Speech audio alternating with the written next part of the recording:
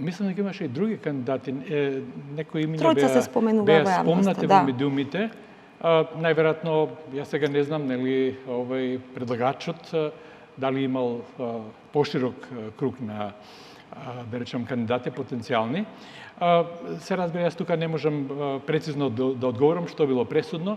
Најверојатно, се проценило дека моето искуство и во академската професија како професор веќе 40 години на Универзитетот Свети Кирил Методи, моето претходно искуство, учество во јавната сфера, изнесување на ставови кои се втемелени на познавање на економската теорија, познавање на економската историја на светот со милениуми наназад, можеби и вршењето на јавни функции, каде што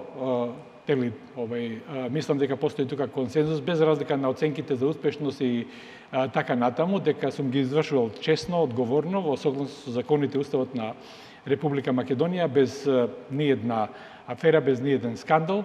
Мислам дека тоа било на некој начин пресудно во мерењето кому ќе се даде поддршка во таа конкуренција на повеќе кандидати.